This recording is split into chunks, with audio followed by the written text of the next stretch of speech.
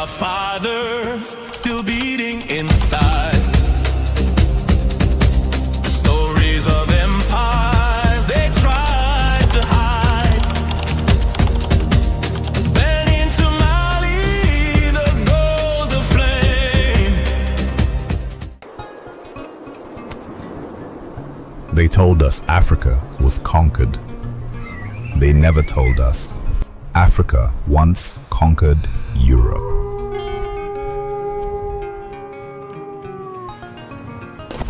This is the untold story of when Black and Berber kings crossed the sea and for nearly 800 years ruled Spain, Portugal, and southern France. This is the story of the Moors.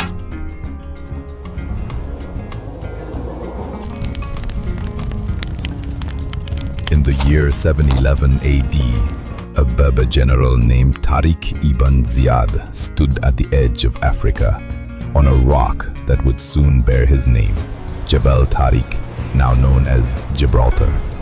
Behind him, the kingdom of Morocco and the might of North African Islam.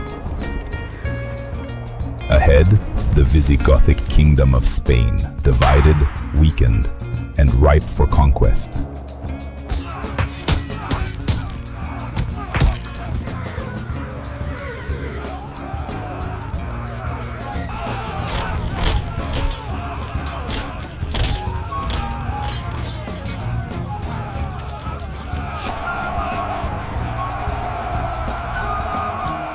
With just 7,000 troops, Tariq crossed the strait. His army, a fusion of Black Africans, Berbers, and Arab Muslims, landed on European soil undaunted.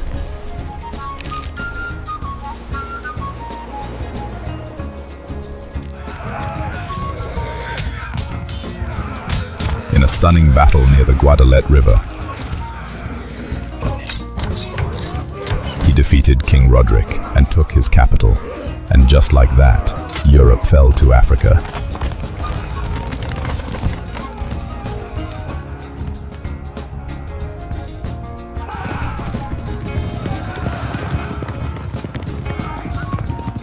Over the next few decades, North African dynasties, led by both African Berbers and Arab generals, conquered nearly all of what is now Spain and Portugal and parts of southern France.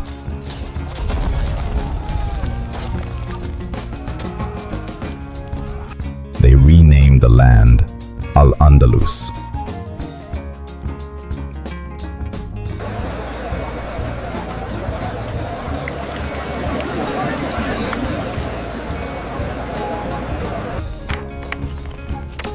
And unlike many conquerors, the Moors didn't burn what they found. They built.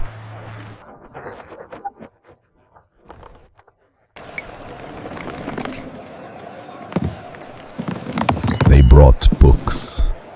They opened libraries.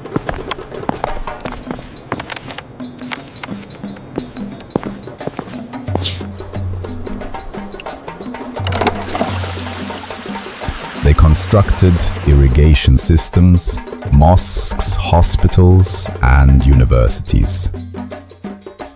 At a time when most of Europe bathed once a year, the Moors had public baths, paved streets, and streetlights.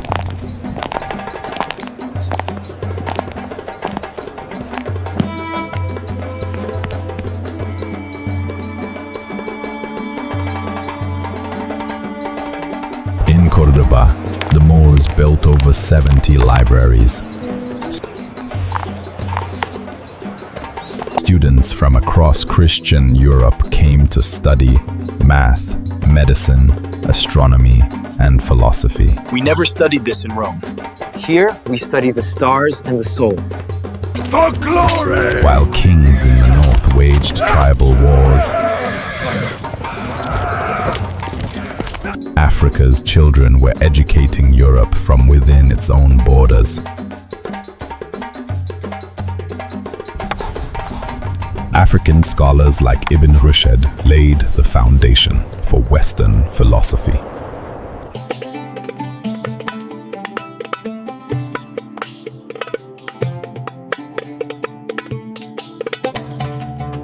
black musician named Ziryab revolutionized fashion, hygiene, and music in Europe. Even the word algebra comes from the Arabic legacy of these African-led civilizations. They ride for God, but bring only fire. Will he forgive the blood we spill? Only if we win. They take the land and forget the wisdom.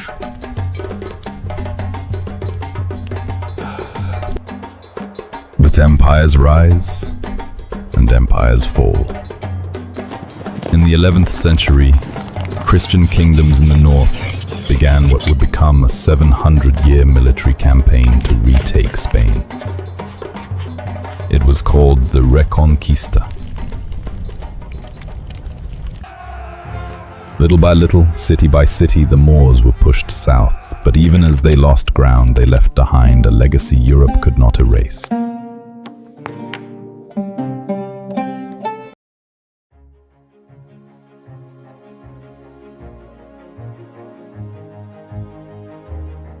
In 1492, the last Moorish kingdom, Granada, fell. That same year, Columbus sailed for the New World. And as Spain began to conquer the world, it began to erase the part of its own history ruled by Africa. Today, the history books say little about the Moors. When they do, they call them Arabs, foreigners, or invaders. But who were they really? They were Africans, Berbers, Sudanese, black generals, Muslim scholars. They were the sons of Wakanda, who conquered Europe long before Europe conquered Africa.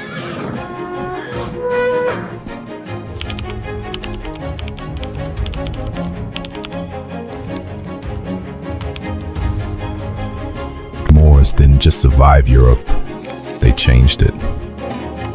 They laid the foundations of the Renaissance. Their knowledge became Europe's rebirth.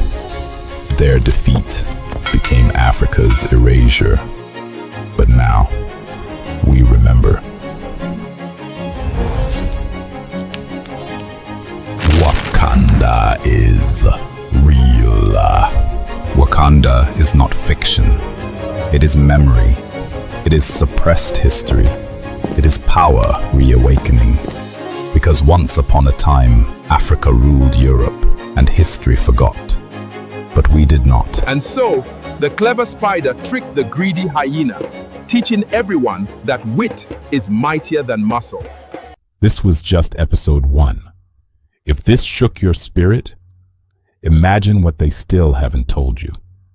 Welcome to Wakanda Is Real, the documentary series where suppressed African greatness is finally unplugged from the shadows of colonized history. Hit subscribe, ring the notification bell, and join the movement to rewrite the record. Share this episode, teach your children, challenge your professors, and most of all, never again believe the lie that Africa was always the conquered and never the conqueror. Because the truth is coming back. And this time, we're telling it ourselves.